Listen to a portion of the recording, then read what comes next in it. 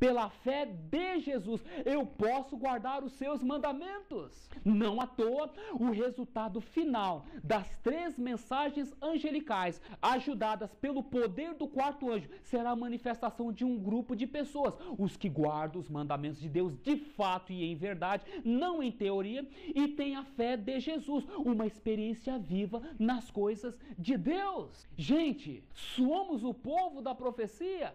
Não cansamos de dizer de que somos um movimento profético, nascido num tempo profético, contendo uma mensagem profética. Agora, estamos nos limites destas especificações? Ou estamos debandando para a apostasia?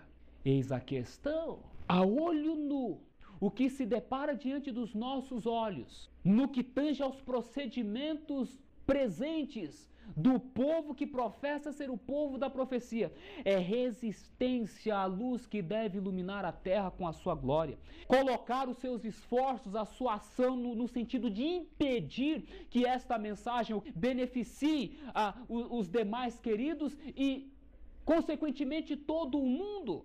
Mas é profético. Apesar da oposição, apesar da resistência, apesar das dificuldades, ela vai iluminar a terra com a sua glória.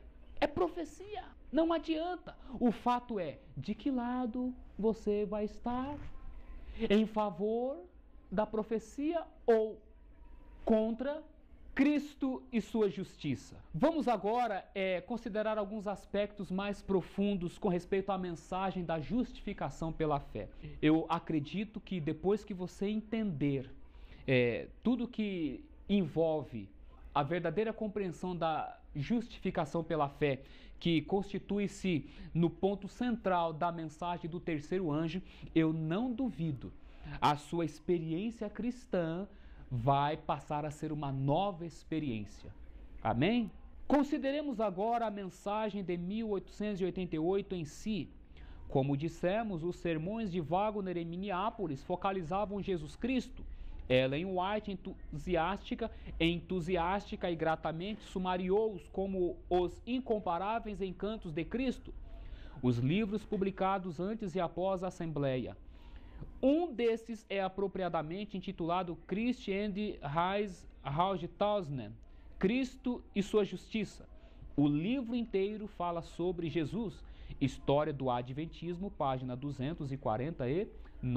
Nós temos aqui uma declaração do livro História do Adventismo. Nós temos este livro, escrito pelo Dr. Mervyn Maxwell, teólogo da nossa igreja.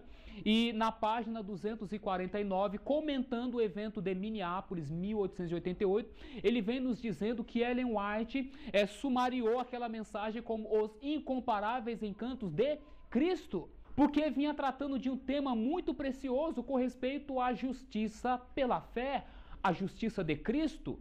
E o interessante, ele vai fazer uma abordagem com respeito a esta mensagem, considerando o livro Cristo e sua Justiça, de autoria do pastor Wagner. Nós, com a graça de Deus, conseguimos publicar este livro, porque a denominação já não mais o publica. Mais à frente vocês vão entender por que a igreja não publica este livro que contém uma preciosa mensagem para a própria igreja. Conforme nós já dissemos anteriormente, a mensagem de Deus para a igreja de Laodiceia. O livro está apresentado num livro publicado pela própria igreja, no livro História do Adventismo. O livro é o Cristo e sua Justiça. Mas cadê este livro? Por longa data eu questionava com respeito a este livro, mas as respostas que eu sempre tinha eram respostas evasivas.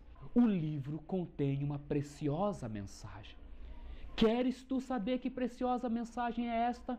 Queres tu ouvir algumas das declarações contidas neste livro? O âmago da mensagem. Deus não nos perdoa enquanto nos deixa da mesma maneira como éramos antes. Deus não fornece uma capa para o pecado, mas elimina o pecado. O perdão do pecado é algo mais do que mera forma, algo mais do que um mero registro nos livros celestiais. O perdão dos pecados é uma realidade, é algo tangível, algo que afeta vitalmente o indivíduo. Pastor Wagner, História do Adventismo, página 250, e Cristo e sua Justiça, página 33. Que interessante, o Evangelho de Jesus Cristo vem nos apresentando que Deus não nos perdoa enquanto nos deixa da mesma maneira como éramos antes. Ou seja, Deus não fornece uma capa para o pecado. Quando Deus perdoa o meu e o seu pecado, Deus de fato faz com que nós venhamos a nos tornar uma nova criatura em Cristo Jesus.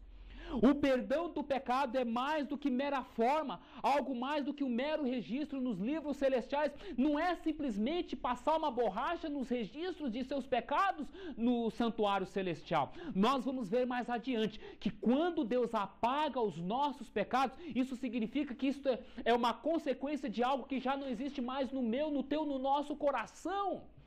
Isto é o que? Perdão dos pecados, confissão dos pecados que tem que ver com o abandono desses, não uma confissão de pecado que tem que ver ainda com a manutenção, o acariciamento dos mesmos na vida ou no coração, entende?